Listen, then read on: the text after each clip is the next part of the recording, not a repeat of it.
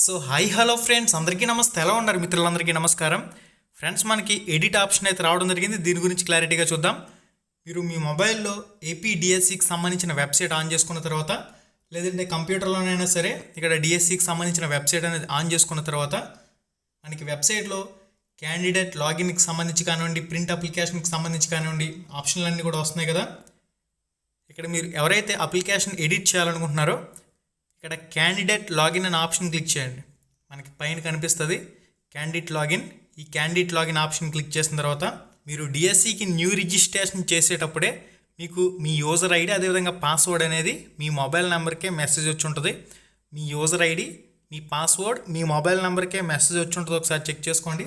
Already మీ దగ్గర ఉన్న user ID, పాస్వర్డ్ని ఇక్కడ ఎంటర్ చేసుకుని ఇక్కడ క్యాపిటల్ ఉంటే క్యాపిటల్ ఎంటర్ చేయండి, స్మాల్ ఉంటే స్మాల్ ఎంటర్ చేయండి. పాస్వర్డ్ అనేది ఇక్కడ వెరిఫికేషన్ క్యాప్చా అడుగుతుంది కదా. ఇక్కడ ఒక క్యాప్చా కోడ్ ఇస్తున్నాడు 774489. ఫర్ ఎగ్జాంపుల్ మీకు కూడా ఏదో ఒకటి ఇస్తారు. ఆ క్యాప్చా ఇక్కడ ఎంటర్ చేసుకుని సైన్ ఇన్ క్లిక్ చేయండి. సైన్ ఇన్ క్లిక్ చేయగానే మీరు సబ్మిట్ చేసిన డిఎస్సి అప్లికేషన్ అనేది మీకు కనిపిస్తుంది. ఇక్కడ సర్వీసెస్ అని చెప్పేసి లెఫ్ట్ సైడ్లో ఒక ఆప్షన్ ఉంది.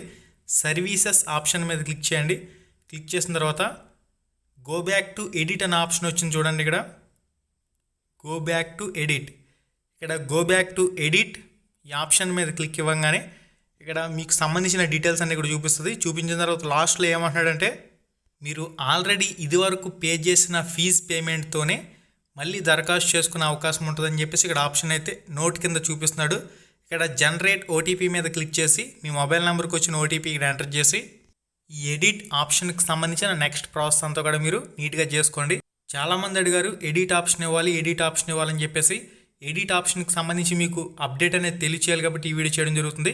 ప్రతి ఒక్కరు కూడా ఈ వీడియోని లైక్ చేసి మీ ఫ్రెండ్స్ అందరూ కూడా షేర్ చేయండి. ఫర్దర్గా మరిన్ని అప్డేట్స్ ఎప్పటికప్పుడు మన ఛానల్ ద్వారా మీకు అందుతూనే ఉంటాయి. మళ్ళీ వీడియోలో మళ్ళీ కలుసుకుందాం. శుభం, ధన్యవాదాలు.